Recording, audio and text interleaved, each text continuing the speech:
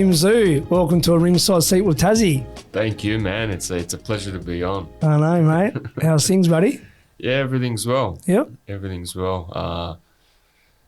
Got no date, so but I'm still working towards something. So hopefully, fingers crossed, we get something locked in the next few weeks. And for you, like, I tell everyone, an active fighter is a happy fighter, and you're probably, one of the most active fighters in the world.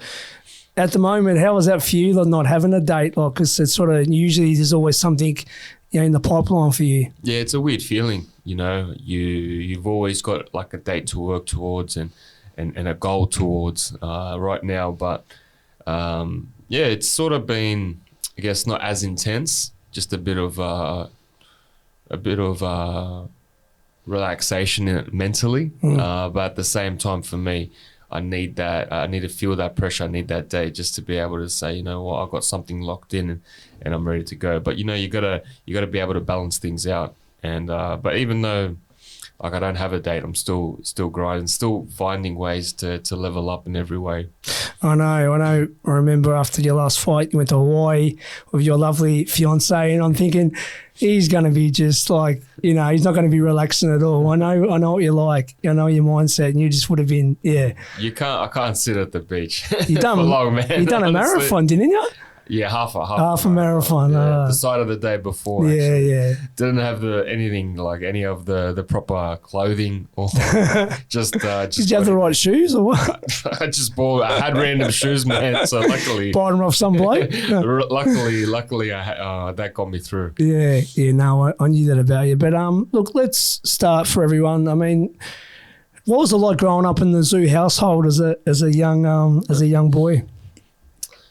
Yeah, everyone thinks we look from different perspectives. People would see it from different ways, I guess. Dad was a superstar growing up, of course, and we knew that he was one of a kind, and he'd always used to remind us that he was one of a kind. Really? Yeah. But at the same time, it wasn't a life of privilege. It was a life of like a Soviet style type of military upbringing, like you have to win in everything. There's no such thing as losing. There was rituals that we had to do, get up in the morning, go for training. There were certain foods that we had to eat. So, it was all about discipline in life. And that's the upbringing that I'm used to. Yeah, it would have been definitely would have been tough. What when did you realise that your dad was like actually such a superstar? Like, what age did you did it really hit you that, wow, my dad's not like a normal dad, he's the champion of the world? You know what I mean? Well, I knew. I guess from a young age, it was always about being different in our household. Even my dad's rat's tail. What does it symbolize? People, not many people would know, but the rat's tail symbolizes being different, not being a part of, as they say now, the flock of sheep. Yeah. Being completely different to the normal person, and in our heads, he always used to say, "I'm the king of the world, king of the world." So for us, it was that type of mentality that we grew up with. Yep. That's shaped us to who we are now. Yeah, so I mean, it's a positive thing. The way, I mean, look what it stead you and your brother now to have that sort of determination, focus, and all those great skills that you can't really be taught. Like you live and breathe in this sport. Yeah. And we were actually from young age breathing in this sport. My dad came from Soviet Union, Russia, in a small town of 100,000 people. So I guess we fight. Everyone's got a different purpose of what brings them into boxing. Yeah. My dad's purpose was to get away from I guess, poverty. Yeah. And to give us a different type of life. Yeah. But through that, he acquired everything that took him to get out of that to us, and that's what makes us who we are today. That's right. So at the very start, like, was it boxing your thing? I mean, or I know you played soccer as well. Like, I know you had some amateur fights. When did you have your first amateur fight, Tim? Look, I think growing up, we were stirred away from boxing in every way. Yeah. Even though it was such a big impact in our lives, we were forced to do stuff that wasn't boxing at all. Yeah. Just because of what my dad Yeah. knew that boxing was. And it is the toughest sport in the world. Of course. So we started with gymnastics. Me, my brother, and my sister. We did a couple of years there, learning just for strength, stability, core, a bit of coordination, strength, and flexibility as well. So that was our start, and then I transitioned into soccer. Played at a good competition level. Yep. Realized it wasn't for me because I just didn't like the fact that there was another person that you can blame. Yeah, like the team sport thing. Yeah, that's right. Yeah. Just I didn't enjoy it. Opposite of boxing. Yeah. Yep. And throughout the whole time of gymnastics, soccer, and all that, we were in the gym. We were in living and breathing in there. You know, fighting. I remember my dad used to do these crew fighters type stuff where all these fans used to come in and I'd be having exhibitions and I used to be like a little Roy Jones back in the days, you know, like when I was like 10 years old. I used to jump around, have my right hand up like here, left hand like that, you know, just throw triple left hooks. That type of style. Yeah, I know. I remember that style. I loved him. I love Roy. That was the best. Me back when I was a young kid. Okay, wow. Little Roy Jones. That's awesome. And yeah, so I think the transition from soccer and boxing was made really quick. Yeah, I realized that this wasn't for me. Yeah, I think six months into the boxing, just training every day with my uncle and Coach Igor.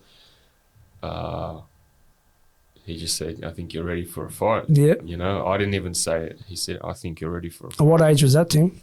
What age is that? The legal age to fight in New South Wales. Okay, was 14, I think. 15, yeah, 14, I think it was something. Yeah, they brought that in. Like, obviously after I'd sort of been fighting, they'd changed that. Yeah. Yeah, I wish I was able to start at like 10. Yeah. You know, but I was. So my parents didn't want me to do boxing. It was just soccer and do something different, you know. Be a regular kid, be a normal kid. Yeah. Go play with some kids and have some fun and enjoy yourself and not take it so seriously. But yeah, when I got in the ring, I realized that this is what I'm good at. Yeah. And so many amateur fights did you end up having? To record, I didn't have many. 30, mid-30s. Yeah. Mid-30s, and then we got to a stage where it was there wasn't not many fights left. It's such a small country in the amateur scene. It's sort of, if you don't go international, it's a bit hard. Yeah, and that's the problem. That's what deters you when you're not fighting regularly. You know, you think, what am I doing all this training for? And so obviously there was a bit of a break there, and I mean, obviously I know your brother was sort of fighting a lot, you know what I mean, and winning national titles and then when did it all sort of come around to say, okay, now I really want to turn pro? Yeah. Look, I think so basically I'll start from where it started. 2005, my dad lost his fight against Ricky Haddon. Yeah. I think after that is when we sort of started we started amateur boxing. Yep.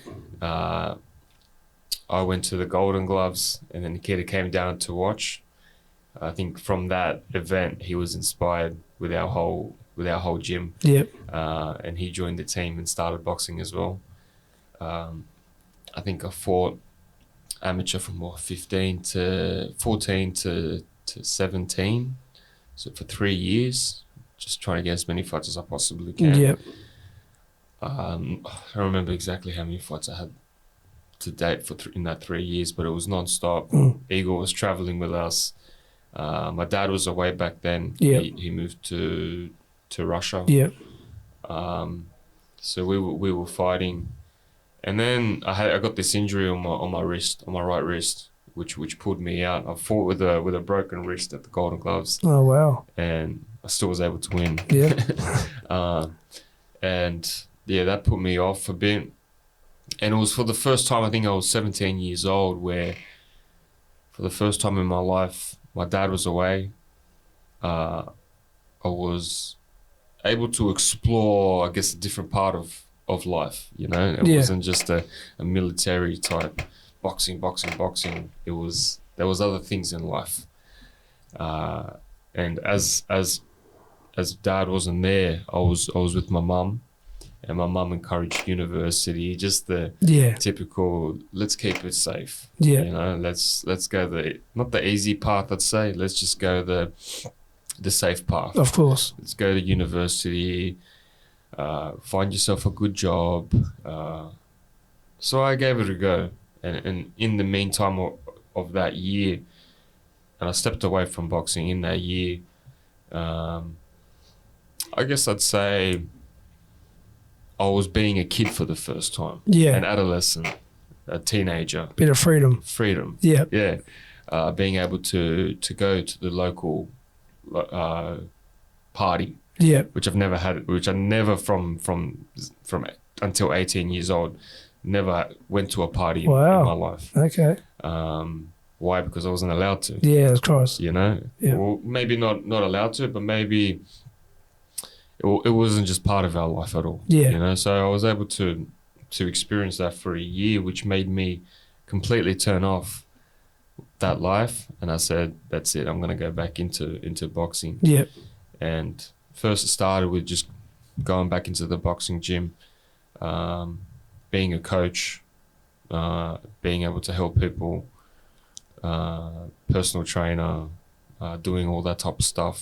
And then it just slowly brought me back in. You know, you put your gloves on, you start sparring. That's the first one. Once you start sparring, exactly right. And you start dominating sparring partners, you're like, oh, you know, the itch is getting back and back and back. And then had a couple amateur fights. We'd started doing little boxing events with my good friend Khalil and Chris, and then this idea of having my first pro fight just turned in my head. Mm-hmm. I think it was due to the fact that I forgot how old I was. I think I was 22, 23 when I first had my first pro fight. Yep. We did a couple of boxing events back then. I moved out of home a couple of years back before that, and it was more like I need a little money grab. Yeah. I need a little money grab to be able to survive now. Yeah, you know, yeah. I'm on my own. I need to start surviving and start to, you know, try and make a living out of something. Mm. That's how it started for me. And in the back of my head, I always thought, you know, I wanted to reach my full potential in life.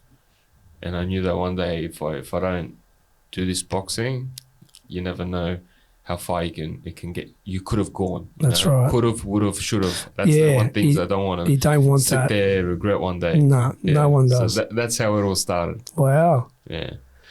And then obviously you had the first one, and obviously, you know, a long time, you know, family friend, and obviously, you know, he was mixed up with your dad for most of his career, Glenn Jennings. Yeah. He obviously, how did that sort of come into play about him being your manager?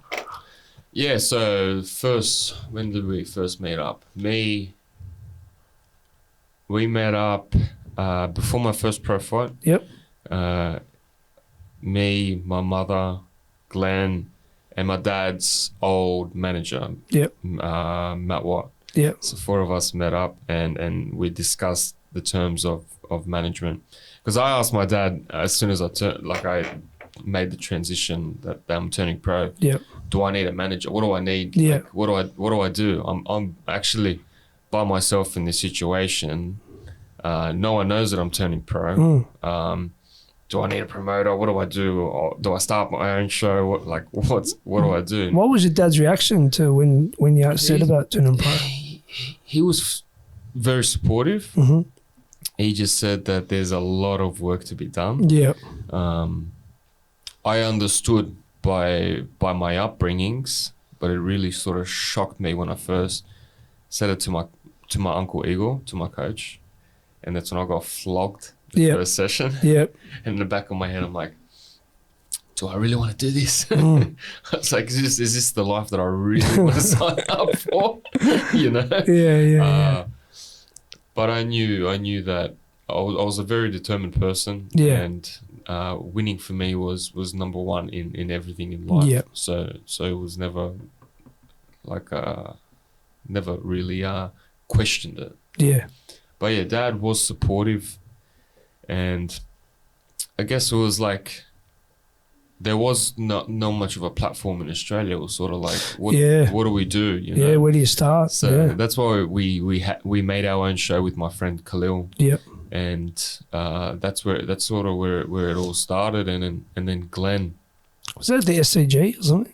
Yeah, yeah. It was a small little venue. I think it was 200 people. Yeah, that's awesome. It was all friends from the gym. Yeah, it was all my friends that I grew up with. Everyone came down and supported and watched, you know. And Glenn came on board straight after that fight. Yep.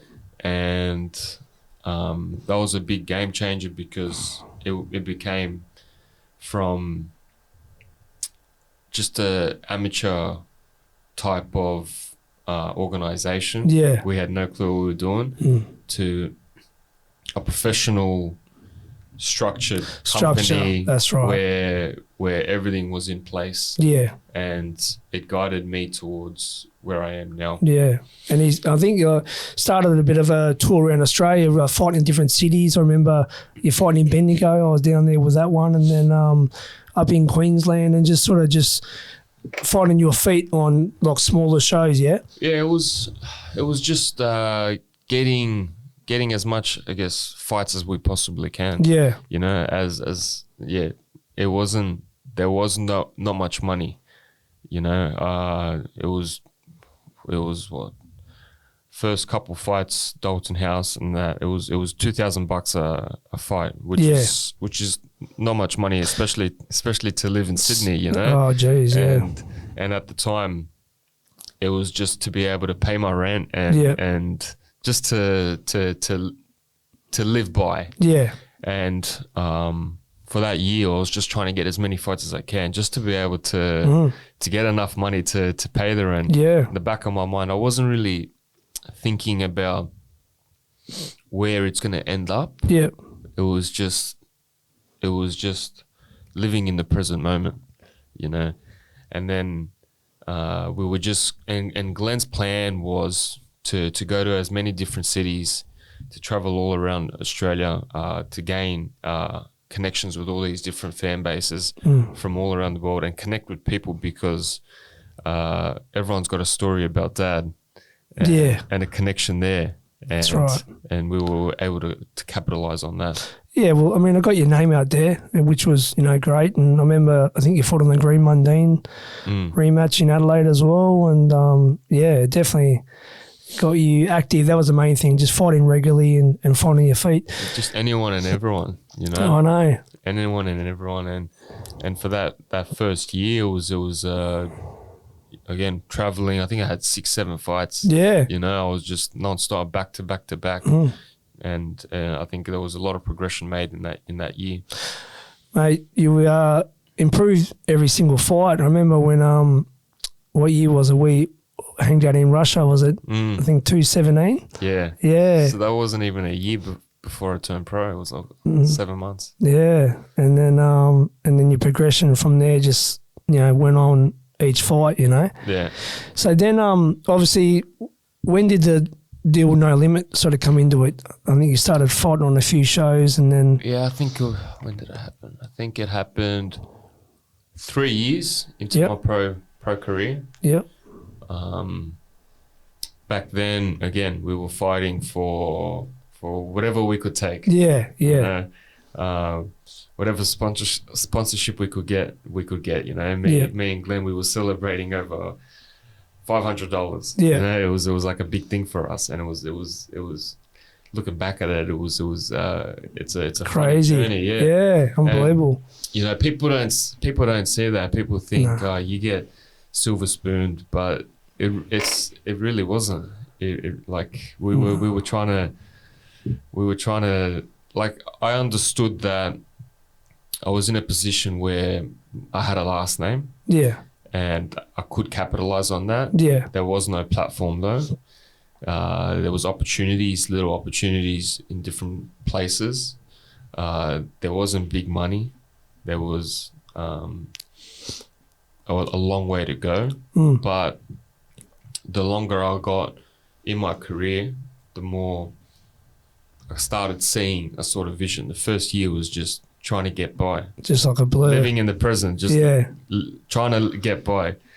Get as much money as I possibly can per fight, which was $2,000, pay the rent, keep training.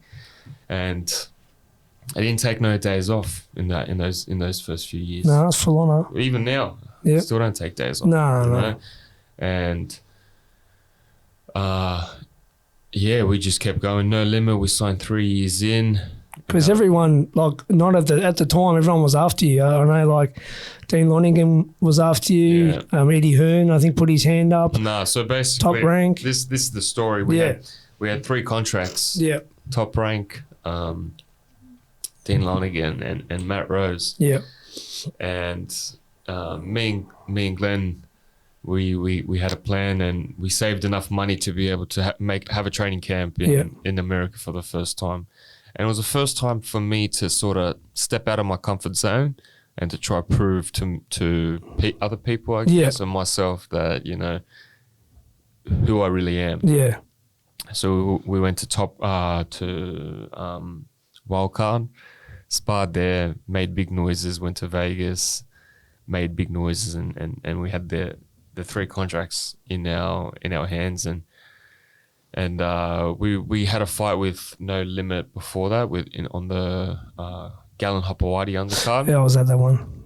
And I think that was their first pay-per-view show. Yeah. And then it was sort of like a connection was made, and we were happy with them, and they were happy with the way our team worked. Yeah. And that's where it all started. It's true. I think it's not a rumor. Something about a car like sealing the deal, wasn't it? Or was it I love my cars. Yeah. Oh no, you do. I had a Volkswagen Golf that I used to love. Yeah. But they said in the contract that I'd receive a Ford Mustang. And that was a sweetener. For me, I was like, Glenn, where's the paper, man? Game, set, and match. Where's the paper? Let me sign it. I wasn't thinking about how much I was making per fight or this and that. Yeah. I was just thinking, man, give me the car. I want the car. That's it. So, yeah. So moving on. So what would you say like your first sort of real test was? Was it obviously Jeff Horn, you think? Wade Ryan. I'll go and of course. Yeah, I can't forget that guy. He's still going. 10 months in. He's still upsetting people. Yeah. 10 months into my pro career, it was a big shock in my system. Still, I was inexperienced. Never gone through adversity. 10 rounds. Yeah. Adversity. I was doing a lot of things wrong into camp, the way I was training, maybe overtraining, if that is a possibility. Oh, you definitely can burn yourself out. I was flogging myself. I was wrecked before the fight. Yeah. A new weight division and big title, big pressure, hard opponent, just rough, seasoned veteran. Yeah. So that was my toughest test. Yeah, no, definitely. Yeah, we're still giving people troubles now, Wade. So yeah. He just drew with Tsukishi. Yeah, in Japan. Yeah, crazy. Yeah. You never know. Maybe the Butcher could face him one day. Yeah, maybe. But with obviously the Jeff Horn fight, obviously being a former world champion, beating the great Manny Pacquiao, that was obviously a big occasion, though, wasn't it? Yeah, for sure. Well, you know what? Like from the start of my career to Jeff Horn, it was like everything felt like a gamble. Like everything. If you lose this fight, that's it. Say bye to boxing and start thinking of a new career. And that's a hard thing to accept. A lot of pressure. It's a lot of pressure. But at the same time, you need that. Yeah. You need it pressure. motivates you. You need that pressure, because if you're coming into a fight uninspired, just relaxed, comfortable, you're not going to be the best version of yourself. That's right. So for me, it was like, I have to do this. This is all I got. Like, I'm all in, you know, like, I'm not looking back. I'm not looking at, I'm going to fall back into university, or I got a backup plan. There was no backup plan. It was just this. Yeah. And this is all I've ever done. And this is all I'm still ever doing is there's no plan B. It's just plan A. That's right. Just this. And the Jeff Horn was I guess a big moment, because it was a 50-50 fight. There was different opinions. Well, all my other fights were sort of, everyone thought I was going to walk through them. Well, Jeff Horn was like, nah, this is going to upset the odds. Some thought he wasn't ready. Yeah. He's too soon. Too young. Too soon. Yeah. I was telling everyone what was going to happen, but obviously I knew. I'm a bit pro-Tszyu, so yeah, I knew. And it was a big moment in my career, and I remember it felt like I reached the top of the mountain, you know. I felt like this is the top of the mountain. This is what it feels like. But 2 days after, I felt like this is the bottom of another mountain. You know, and it was like, all right, we go on to the next. At the time I thought like this massive relief, like, wow, I've made it. This is it. And then, after those 2 days, it was like, the next mountain on, and we will move on. And I think that was where everything clicked to my brain and to my career. I think that's what makes you special though, Tim. You're just not, satisfied with just that. I mean, you want it all. You want all the smoke. You want every big name out there. And that's, one thing about you. You're so focused, determined, and I don't think enough will ever be enough for you. You want it all. No, that's sometimes could be a blessing, and sometimes can be a problem. Yeah. And it's not just in boxing, it's everything in life, we're talking about, I want to reach the most competitive status in every aspect of life. I want to win in everything. Another example was, someone said, you were the top 30 most highest paid athletes in some year. Yeah. I said, that ain't good enough. No. If it's not number one, then that's right. Then I ain't happy. Exactly right. And that mindset started from that Jeff Horn fight, and that's when I realized that when you reach top of one mountain, there's always another mountain that's just the beginning of another mountain. Yeah, and that gets fighters in trouble sometimes. They do reach that, conquer a mountain, and they get too satisfied and too comfortable. You can't. You got to. I mean, someone like Floyd Mayweather, all the money in the world, but he trains like he's poor. You know what I mean? Like, it's the trouble where some guys come along like Adrian Broner, who doesn't do half of what Floyd did, and then thinks they can sort of, get through it easy, and their career just goes into the dumpster. Yeah, for sure. But, you obviously got to train like you're poor. You got to train hungry. Oh, you go to bed hungry. Yeah, 100%. Yeah. Again, there's no plan B. No. It's just one plan. Yeah. And it can end like that. 100%. 100%. And you got to just reach your full potential. Yeah.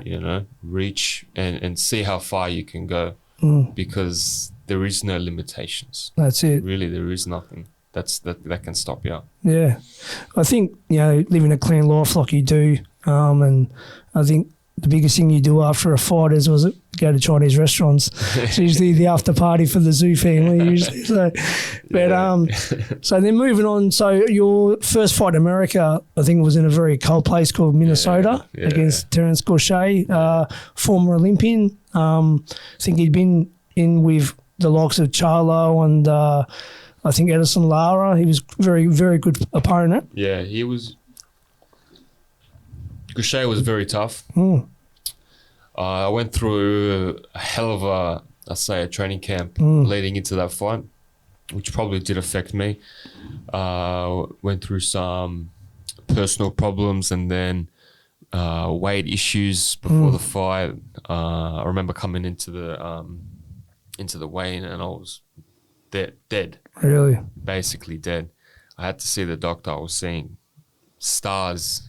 Really? Stars in my eyes. Why was it that particular time so bad? Just the wrong weight cut. Sauna was a bit too hot, so I was overheating. Had a bit too much weight to lose. Yeah. Didn't have enough food for the whole week at all. Yeah. In a complete calorie deficit, just doing everything wrong. Did you get sick as well? I heard. Oh, I was crooked. Yeah. I was crook. So I was in the hotel. I had the air purifier on. Yeah. Coughing nonstop. It was just a nightmare, you know. And I remember coming out of the sauna, already dead, head spinning out like completely, seeing stars coming in, and I just go into the cold water and just drown myself with cold water for I think it was 15 minutes, trying to get my shit back together. Yeah. Wow. and then going through that fight, it was a tough one. He's a hell of an opponent. But yeah. Coming back, I was like, you know what? Everything's got to be way more professional now. Yeah. You know, we're at this level where it's all the 1%ers now, you know, like it's all you can have all the talent in the world, but you got to just level up in different ways.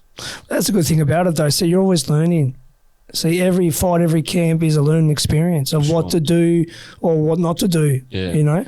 And yeah, no, I don't know. I guess I'd say I didn't really have too many examples to look up to in terms of boxing at that time, even now. I couldn't really learn from someone. I could call my dad, but my dad does things completely old school. Yeah. But now I understand. I understand things a bit more, and I really live that athlete life. It's like a gladiator type lifestyle. But there's nothing like learning on the job, though, is there? I mean, you got to be there to learn it. You got to, whether the training camp didn't go right this time, the sparring might not have been right, the weight cut, the fight game plan might not have been right. I mean, it's nothing like learning. It's the only way to learn, isn't it? 100%. 100%. You know, you take the punches and give the punches and exactly. Take the good with the good, with the bad with the bad, and just move on. Yeah, you recovered well after that brief knockdown, that fight, and I thought you were close to stopping him a few times. Yeah, he was just tough. Yeah, he knew what to do. But like an Olympian, great opponent. Exactly. Yeah. Exactly. Yeah, he was a tough one. And then obviously the big fight. Obviously, you were meant to. You went over there for a couple of months for Charlo, which obviously you had a great training camp in America, and he was over there at least a couple of months before we got the news about the hand injury. I was booked and was over there ready to watch you. And how was that? Obviously, taking good with the bad with the news of that. Okay, this has been put back or this is off. It was devastating at first. Happened on Christmas Day. So yeah, wow. It was sort of shattering. I remember Saturday. Igor sat us down and basically explained it, and I was like in a state of shock. But then I said, let's just move on. We're going to the next. So that's a good thing about you. You're just like that. You can say, okay, right, that's off. What's next? Just shut it off. And some people can't change their focus like that. It's a pretty good trait that you've got. Experience. Experience. And professionalism. Yeah, but you're not born with this stuff. There's certain things that you just have to learn on the job, and the experiences that you get is what makes you be better next time. Yeah, and then obviously the fight with Harrison come into play, which a lot of people reckon was a very dangerous fight for you. Very good boxer. The only at the time the only guy to beat Charlo. Very tricky customer. So that was set in Sydney for the interim title, WBO super waterweight title. Yeah, that was another one where it was like, this is another mountain that I have to conquer. You know, this is the man who beat the man. Yeah. You know, and everyone in the States was saying that I had no chance. Yeah. You know? Like there was not much possibility. And even in Australia, I had a few disagreements with people, you know, always fly your flag, mate. And not just out of friendship or loyalty, I believe in you. Yeah. I know that, you know, you're the man. Yeah. But I mean, and a few people say, oh, you know, experience-wise, boxing-wise, you'll take in deep waters. I'm like, no, you wait and see. You know what I mean? Yeah. And I was able to prove to a lot of people, but nothing to myself, because I knew. Yeah. I knew that I had him. Yeah. I knew that I had him from when as soon as we stepped into the ring. Yeah. So that was again another mountain conquered, but as soon as it was conquered, it was like, when's the next one? Yep, that's it. Beginning of another mountain. And obviously, then we still thought Charlo was in the mix with all the other belts for the undisputed, and then fell over. Yeah. Obviously, he chose the Canelo route. Go up and fight Canelo, and I mean, which I never blame anyone. Obviously, they're trying to maximise their earning potential and all that. But it would have been great to get him in the ring. And, of course. And still chasing that fight. I think we do have some unfinished business, and I think for sure that we'll get it on in the future. Yeah. And then obviously he was elevated to the full WBO status as champion, and you had a couple of defences. Who was it? Campo? Mendoza. Mendoza. Campo first, wasn't it? Yeah, Campo and then Mendoza. Yeah, that was a great knockout against Campo. Yeah, and I 2 weeks before the fight, I had a dog scare. That was that fight. That's right. Yeah, 2 weeks. On the Sunday. What happened? Can you just tell us a little bit about that, Tim? I went to my friend's place for his birthday. Usually I don't do this. Yeah, I'm usually locked in. Yeah. And that's a good reason why to be locked in too. Exactly. Don't go nowhere. Exactly. Yeah. I went outside. The dog sort of just smelt me, and I sort of pulled my hand out. No, I didn't pull my hand out, and then he just jumped on me, and I sort of just like pushed him out like that. Yeah. And then he just took a swoop here. Wow. And I just saw the cut, just sort of grabbed it together like this, and went to hospital straight away. 2 weeks before the fight. 2 weeks. That's on the day. Off its head, Sunday, man. Wow. Sunday. And who was the first phone call you called? Dr. Bill. Yeah. Yeah, it's my personal doctor. Yeah, he's a great man. And he makes it happen. He's a legend. Like straight away, I was under anesthetic, full surgery. I was on an operating bed going inside the operation because you need to get cleared. Yeah. In case you get infections. Infection of dog's mouth. Jeez. Yeah. It was a big bite. God. I forgot how many, 30 stitches or so. And the fight, you thinking the fight's off? Where everyone thinking the fight? Everyone's. You know what?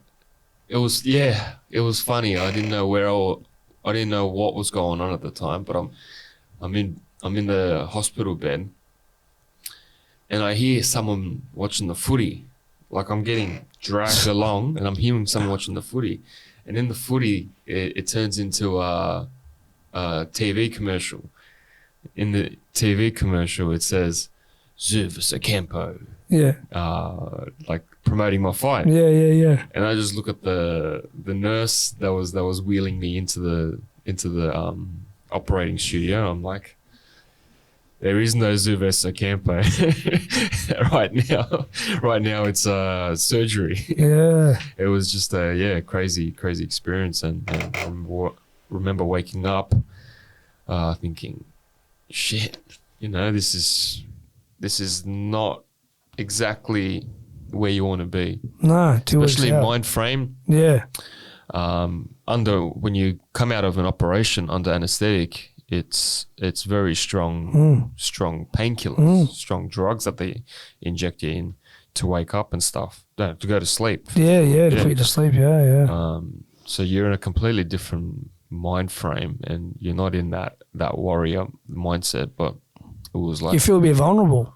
Yeah, which we don't you want to feel You vulnerable. don't feel like you're in a fight. Nah. You know, you feel like it's a complete different feel. Wow. So it was 2 days just shifting that focus and being able to start ignoring it. And of course, it was a bit stressful. Yeah. 1 week I couldn't finish my last week of sparring, and had to take off the stitches. I think it was 4 days before the fight. Wow. But like, was there any mention? I mean, your team any mention of postponing? No, we couldn't. That was it. Yeah, no, we couldn't. And you had that pit bull blood in you. Yeah, I felt like a pit bull. Yeah, I mean, you did. That's it. This ain't gonna go. Well, you past definitely life. got the job done, mate. It was Exactly. Yeah. first round knockout. Yeah. Exactly. Yeah. It was good, and Yeah. ended up everything went well. That's crazy, mate. Wow. Yeah. And obviously, then Mendoza obviously was fresh off a great knockout win over Fundora, Yeah. and he was, I think, the WBC Interim. and then he decided to fight for your WBO title. I was up on the Gold Coast. Yeah. I was there, front row. My brother Wayne Howlett, the big fella, he's passed his best on to you too. Appreciate Big it. Wayne. And that was a good fight. Obviously he's a very, very tough competitor. There's a few times I thought you had him there too, but you can't win every fight by knockout, obviously. Yeah. I know we like to. Yeah, but it would have been good. But he's one hell of a competitor, man. Yeah. He's just you could tell from his physique, he was ready to fight. Yeah. You know, like he put in the work that fight. You know, he was ready, and his fitness was good. His breathing was good. I remember hurting him and then coming back the next round, and he's like recovered straight away. So you could tell that his conditioning was on point. Yeah. But it was a hell of a battle, and me and him ended up doing some rounds Seen that. in Vegas. Yeah. Last time. Nice guy. Yeah, top bloke. Yeah. Top bloke. You know what? One of the gentlemen in this. Yeah, which is good. So it was good. And how much, like, as all the training camps in America helped you? I mean, you're so professional when you and your team, Glenn, Eagle, you're a very small team. Yeah. But you get it done, and Chef Omar. Yeah. And I mean, so like the last few camps now have been over there like for a good 8 weeks. How much do you think that's really, bettered you as a fighter? Oh, it's just allowed me to just step away from being Tszyu, the person I am at home. Yeah. And being Tszyu the fighter. That's right. You know, there's two switches. There's no distractions. Yeah. Where he's a bit different. No, you know what? Like even here, like I'm not distracted. No. Like there is certain responsibilities that you have to Yeah. attend to, but Yeah, of course. not as much just due to my nature now. Yeah. I know what I need to do and what needs to be done to get to where I need to be, where I want to be at. Yeah, but then sparring's a big thing though, isn't it? I mean, I know you can always bring sparring partners over, which you have in the past, but being over there with so many different styles and different options, that's probably the key, isn't it? Yeah, just variety, climatizing, Yeah. and being part of the action. Yeah. Like America's, that's It's a mecca. You make it there, you made it worldwide. That's right. It's simple, and in Australia, you're in a small little country, even though we've got this great support here. Yeah, with great amazing fans, support. I mean, you've got, the whole country's behind you. I'm blessed, man. Honestly, I'm blessed. Even when I go outside and the way people root for you, it's just it's an amazing feeling to be able to have that. But you're great, Tim. I mean, you always get back to the fans and you always stop for a photo. I mean, I've been with you many times and that's just, that's a great thing. Yeah, well, I try my very, very best to do all that type of stuff. So how much, did it mean, obviously, I know it was a massive dream to main event in Vegas. Obviously, Thurman was the opponent originally at the MG, T-Mobile. Yeah, T-Mobile main event. Yeah.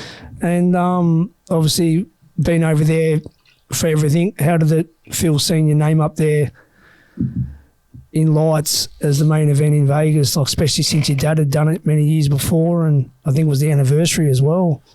Yeah, I thought I'd be like, wow, I'm living my dream, but it was just another day at the office. Yeah. It was just like I'm not phased by this. Not overawed. Nah, No. not phased. This is where I belong. Mm. You know, like I knew I was the king of the jungle before I was the king of the jungle. Yeah. If you can get me. Yeah, man. Oh, look, I know your mindset, and I tell people about your mindset. It's another level. Yeah. You're talking like in the end, not just saying it because we're friends, but you've got a Michael Jordan mindset. You're like MJ, like you got that, like you know you're the man. There's no doubt in your mind that you are number one. Yeah, for sure. You know. And some people might talk it, but they don't truly believe it. Nah. You know. Yeah. No, I know what I possess, and winning for me is key. Yeah. Key to life. Mm. You know, not just it's just everything in life. Yeah. Just winning. That's it. And I'm not phased by all the bright lights and the posters and stuff like that. Mm. It's where I truly believe I belong. Yeah. Is at that stage. Yeah. At the biggest of them all. That's it. So unfortunately, we've got another phone call. Happens again when you're over there to say that Thurman's out. 2 weeks. 2 weeks, and there's an option about fighting a 6'5" southpaw in Fundora, which is a total change from people that don't understand. You've trained for 2 months for a right-handed fighter who was about, 5'10", maybe 5'11". Yeah, same height. Same height as you, so nothing different there. Bit of a veteran, two-time world champion, and and then all of a sudden, a total opposite of southpaw, and in the height, the 6'5", obviously. Was that the option straight away given? Was his name the first one mentioned? Because he was on the card already? Yeah, it was sort of like if the fight to save the card was to take this fight. Yeah, so it was all on you. So, I mean, Amazon Prime's first show with, PBC, and you're the headliner. Yeah. So, pretty much, if you didn't agree to that, which... a lot of fighters wouldn't. They would have said, well, no, the preparation's not right. I haven't had the sparring of a southpaw. I haven't sparred anyone that height. I mean, I'm here to fight Thurman, and they would have said, I'll be back later. Yeah, but no, that was... Not for you, though. Not in my head. No. Not in my head at all. It was... I knew, again, what I possess. Yeah. I knew that I could get the job done. Yeah. And I could adapt 1 week, 1 day to switch off Thurman. It's hard because you think about when you're fighting an opponent, this is the man you're fighting, and then it's a complete switch. It's like it's a completely different switch. Well, you live and breathe that person, don't you? For the whole 2 months. Yeah, yeah. It's a completely different switch, and it took me 2 days to process it. Yeah. All right, the fight's not over. We've got a new change, and that's it. And then I was locked in. Sparred, and I felt good. Yeah, they got a couple of guys last minute. Yeah, big tall fellas, left-handers. Yeah, lefties that flew down, which was great. Great work by your team to get that. Yeah, Eric from Vegas. Eric from Split. Yeah, he's a good bloke. He's a legend. Top man. And the boys got it done, and the show went on, and the rest is history, mate. Yeah, exactly. Yeah. Well, I mean, I don't want to talk too much about it. I'm still it pisses me off. I don't even talk. But obviously, the first 2 rounds you just destroyed him. Your right hand was landed on point, and I think you broke his nose and broke his cheek. No, I felt in control. I felt in control and in the zone, and like everything was going well. And then I guess the cut sort of threw me off, and just wasn't able to, I guess, adapt. Yeah. Adapt in my eyes. Yeah.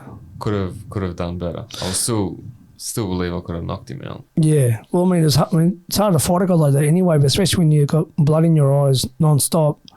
Yeah, he's an awkward opponent to anyone. Of course, man. He's a. They thought he was that high. Yeah. Southpaw. Yeah. It's tough when they thought he was the boogeyman. When you got a reach like that, but.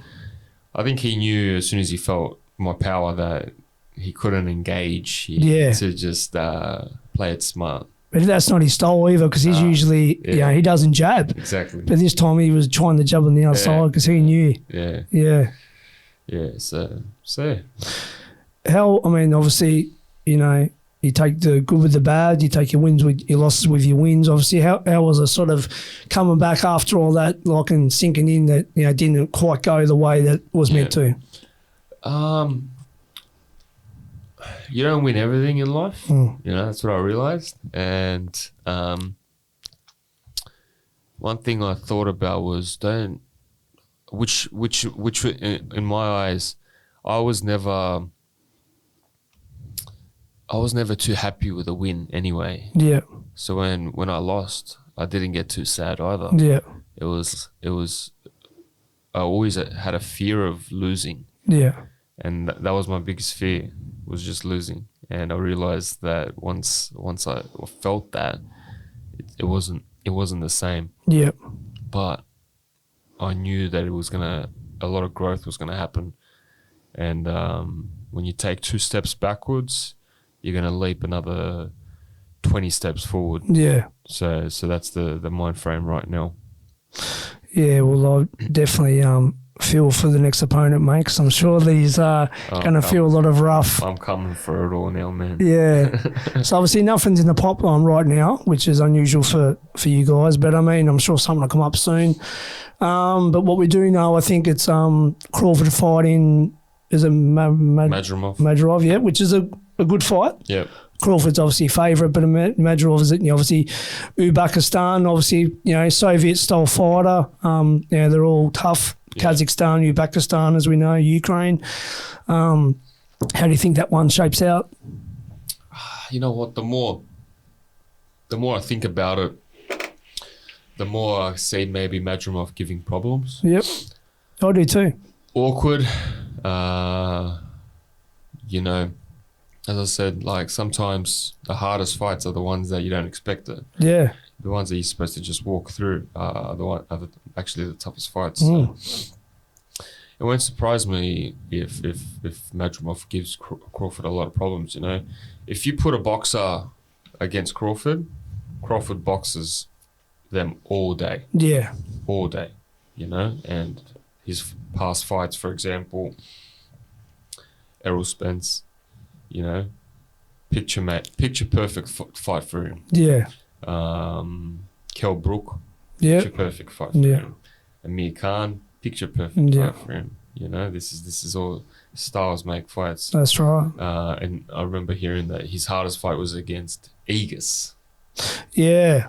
Who is just a little bit unconventional. Yeah. But Madrimov is a bit more unconventional. Yeah. Yeah. True. You know? So, it's the ones you least expect. Yeah.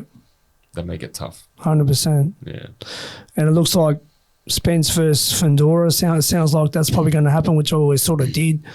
Once he was in the ring with him, I thought that that'd be the money fight. I think Spence is a PBC loyal fighter and all that. Yeah. What do you think about that one? Man, I'm 50-50 about it.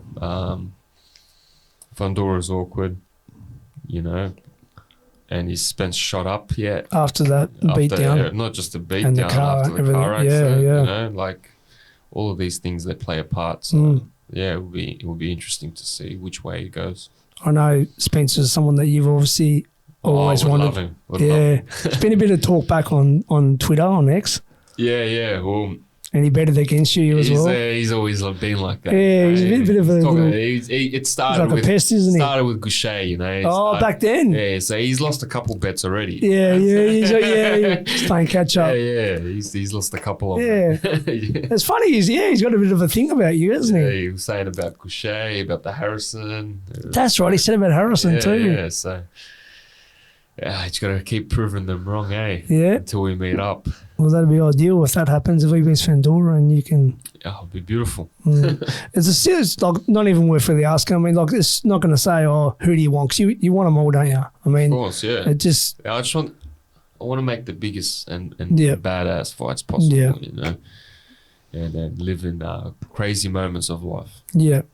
Well, mate, with all them names in the division, it's heated up now, hasn't it, really? I mean, before it was really like Charlo and then like yourself and that, but now there's I mean, all the big dogs are up there now. Yeah. Come up from 147 and Yeah, so there is names now, you know. Yeah. It's a good time to be in the weight division right now. yeah, and you got the other fella that they were talking about you fighting. What's his name? Virgil as well. Yeah. You know, Yeah, so he's probably not tested yet, but he's in you know, the obviously. pipeline as well. Yeah. I mean, obviously they've had big raps on him for years. I've heard of him, and I think he's going to fight the Ukrainian guy. Yeah, Bakachuk. Yeah, that'd be a good fight. Yeah, interesting fight. Bakachuk beat Mendoza, didn't he? Yeah. But Mendoza, again, 2 weeks notice, you know, just sort of hopped in and probably wasn't in the best shape. Wasn't fully ready. Yeah. Always plays a part. Where do you see Australian boxing at the moment? In a good place? I think it's in a high. Yep. You know, Liam Para just won. Yeah, what on Liam. Great win. Upset. Yep. What an upset. Yeah. I caught it before. I gave him a good chance too. Yeah. I really did. I thought Matthias is a very hittable opponent. Me too. And Para just stuck with his game plan and the job done. And I know Paro's had some good camps in America with David Haney and Shakur Stevenson, so he's been sparring the very best. So I didn't actually have him that far of an outsider. I thought I gave him a really live chance. Yeah, see, he gets out of his comfort zone. Yep. Travels. Yep. And is able to risk it all, and that's what happens. Got to give him full credit. Pays dividends. Yeah. And obviously, you know, your brother as well. He's a rising star. Tell me a bit about Nikita, mate. What makes your brother tick? He's just a bit different. Let's just say that he's a bit different. He's into violence. That's him. He likes blood. He likes eating bulls' testicles and snakes. He loves it. Things and frogs' legs. And he likes being different. That's where him and Dad are similar. Yeah, similarities. Yeah, so touch on that. So yeah, who's more like your dad as a person, and who's more like him as a fighter? Do you think? As a person, I'd say Nikita. Yeah. So whatever you say, he does the opposite. Yep. That's Dad as well. Yep. You know, if you tell him that's yellow, he'd tell you no, it's blue. Yep. As a fighter, I'd say me and Dad would be more similar. Yep. Nikita does and then thinks. Yeah. Well, me and Dad think and then do. Yeah. Nikita's still, I think, trying to get the balance of that. Yeah, he was out for a long time, wasn't he? Yeah. Well, it's not just that. It's just, I think, in life, you know. Yeah. He just does it and then he thinks about it. Like the other day we played pickleball and I got a good shot in and he tried to get the ball and he ends up jumping 2 meters to try save this shot, smacks his head against the floor, chips his tooth. No. just decisions like that. No wonder Glenn doesn't want to. He's playing pickleball. It's not me. It's Nikita. It's him. Yeah. Jeez. So Nikita's like that. Yeah. But athletically, naturally, very, very strong. Yeah. And gifted. Yeah. He told me before his debut, he said he's got Dad's power. Oh yeah. He's it's just scary. He's just he's like a bull. Yeah. He's literally like a bull. You know, like 1,000 years ago, if there's certain like humans, he would be one of those crazy ones, you know, like a warlord or something. Yeah, the ones that just kill everyone, you know, one of those guys. And you predict obviously a good future for him, obviously the way he's going along at the moment. Yeah, it's all up to him, you know, as long as he's staying consistent and keep kicking off the goals. Yeah, you know, he was put in the limelight real early. Yeah, you know, debut right at the start of his career, straight into Fox Sports. You know, took me a bit longer for that. So he was put straight into it. Yeah. But he's been able to carry himself well. That's what I tell people. Like I say, look, Tim obviously had a lot of pressure, you know, being the son of Kostazu, but Paul Nikita's got his dad and his brother to be sort of, you know, put up against. Yeah, so I mean, he's got them both there, so he's a bit more pressure for the young fella. Yeah, he's sort of. I don't think he cares about that. He's sort of in his own little world. Yeah. He's got his own goals that he wants to achieve. Yeah. And he's happy with that. Yeah. So yeah. Tell us how big your Uncle Igor has played in your career, Tim, obviously. Oh, I think Igor, you know, he's the man, honestly, in terms of mentoring. Yep. Being able to have his full support. Yep. Being able to, you know, even just travel with me for 10 weeks. Yeah. You know, big commitment. Away from family. Yeah. You know, away from he's got a little granddaughter that he talks about all the time. To be away from her, and it's a big it's a big commitment, and the fact that he does that for me, and that he's all in as well. Yeah. And there is no plan B for both of us. It's just one plan. And, and to have that backing, it's a blessing. He's a great man, Igor. I've told people for many years now he's one of the most underrated coaches in the country. You know, I've always loved his... You know what? He's a man of few words. Yeah. But he's got his diary and he writes everything down. Yeah. And he studies and he dissects. Yeah. His IQ is beyond very, very smart. Yeah. Very smart. And he analyzes things and just guides you into the right direction. Yeah. And pushes you, holds you accountable. Oh, yeah, for sure. No matter what. Yeah, shout out to Igor, mate. He's a great man. And to my whole team, you know, I'm so happy for you know, boxing. It's an individual sport, but to have a team behind you that's just guiding you in the right direction. Well, I've always said in you. Team Tszyu the best team there is, mate. It's a professional, small unit. I'm privileged to be able to be around you guys because I know he's a very tight unit. I appreciate it. So let's talk about Papa Boris, Grandpa. He's another one that's you got to be held accountable at all times, you know. Yeah, I'm lucky to have known him many years, been around your dad, and as I said, when we first met, you was about 3 years old, Tim, when I was training alongside your dad. So I've known Boris for many years. Yeah, no, he's a special person in our lives. Yeah, and it means the world to us. Yeah, yeah, you know, when my dad left, he was the man. Yeah, who looked after us. Yeah, he's more like the father figure. Yeah, and Dad's more like a mate. Yeah. That's the difference we feel. For sure.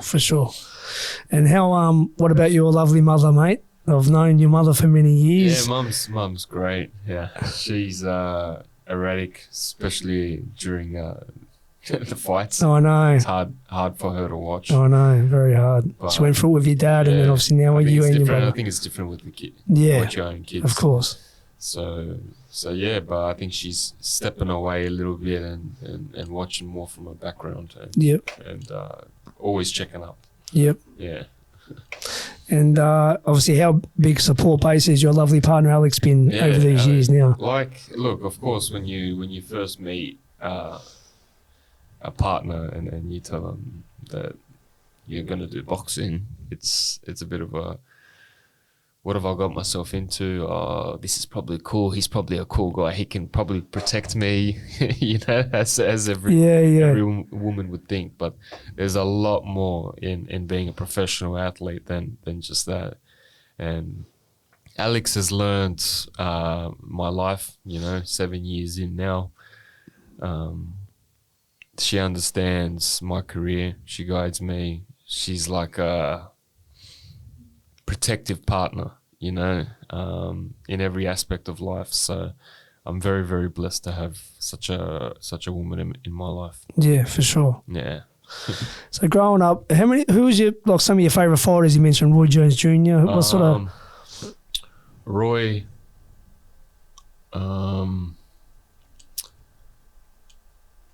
Tyson. Yep. I loved Vargas. I don't know Fernando. Fernando. I liked him too. I liked his personality. Exciting. Yeah, he was young too. He done it all at a young age. Yeah. Felix Trinidad. Yeah. It's my geez. favourite fight, actually. Oh, it's what a fight. Trinidad and Vargas. Yeah, probably a little bit too soon for Vargas, but it was a great fight. Oh, man. Trinidad was a beast. What a fight, honestly, that rivalry. 3 knockdowns in the first round or something. Yeah. And then he comes back. Comes back and knocks Trinidad down. Yeah.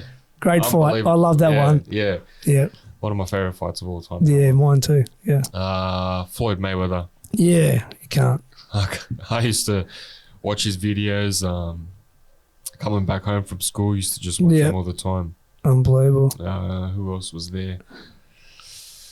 Back in my dad's era, a lot of good ones, mate. Pernell Whitaker, Chavez, everyone. I was too young back then. Yeah, that's more my era. Yeah, I was too young back then. What about Oscar or not sort of not more? Yeah, I was big on Oscar. Yeah, I was a fan of Oscar. For me, it was your dad, Roy Jones, and Oscar. Oh yeah, they were my 3. Yeah, right. And thank God I've met them all. Yeah. Manny Pacquiao, forgot. Oh, okay. Manny yeah, Pacquiao he actually sparred Manny Pacquiao. Yeah, sparred Manny. Yeah, how was that? Yeah, that was good. Yeah. That was a good experience. Actually, I was supposed to move in with my missus.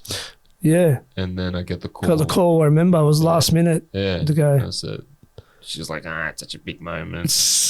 I have to spar Manny Pacquiao. That's it. About this. There's no way I'm missing out. And it was in the Philippines? Yeah, in the Philippines. Yeah, 2 weeks with Manny, which was pretty cool. Yeah. I got asked to go with him to LA. Yep. But we decided to come back and focus on my fight. Yeah. Because it was cool to be 2 weeks as a sparring partner. Yeah. But then that's it. You got to worry about your own fight. I'm not a sparring partner for people. That's right. I control my own career and destiny. They're your sparring partner. That's where it's sort of switched. Yeah. Not there's like a fan or I'm a sparring partner. You're the top dog. Yeah. That's right. Yeah. So yeah, it's been an unreal journey, and it's still so young. Yeah. So it's still so early in my career, and I'm blessed to have the people I have around me, and we're going straight to the very top. So obviously, your main goal, you would like to be undisputed at 154. Yeah, look, it's just for me, it's just making the biggest possible fight. Yeah, that's it. Simple. Was there any one day a possible chance of 160? Yeah, for sure. Yep. 160, 168. Yep. I'll do 3 divisions. That's my goal. Yep. Yeah, I picture you like a Golovkin. You'll be walking these blokes down and just triple T. Yeah, that's right. That's why I look at you like just that's to me. I think a lot of your opponents be looking. He's like a bit more calculated. I think a bit more probably a bit harder to hit than Golovkin. When we were talking about just boxes, then Triple G, man. Yeah, I used to, and he doesn't get. I love him. He's unbelievable. He's my man crush. Yeah. I love him. Well, he probably hasn't even lost. The fights at Canelo are pretty disputed. He's just a unbelievable fighter. Yeah. No nonsense. Just gets the job done. Gets the job done. Yeah. And then I like his personality. Yeah. And then he's got the same blood as me. That's right. Russian, Mongol, Korean. He's got that as well. Yeah. We've both got it. That's it. And I tell people all the time, I know when we were over there together, but how big your daddy's in over there in Rose, unbelievable. You got to see it to believe it, don't you?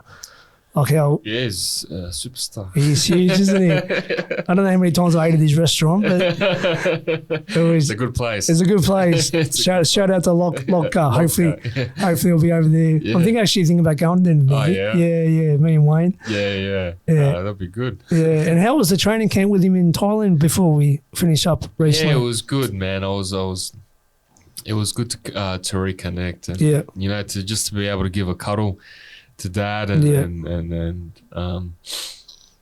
he used to, it was good to connect and say and talk just about manly things. Yeah. And him saying used to do this and that and that and that. I'm like, all right, let's do it then. Let's do it. Yeah. And then he used to say, just have a rest. Yeah. But yeah, it was good. Yeah, no, I enjoyed all the videos that he's posting.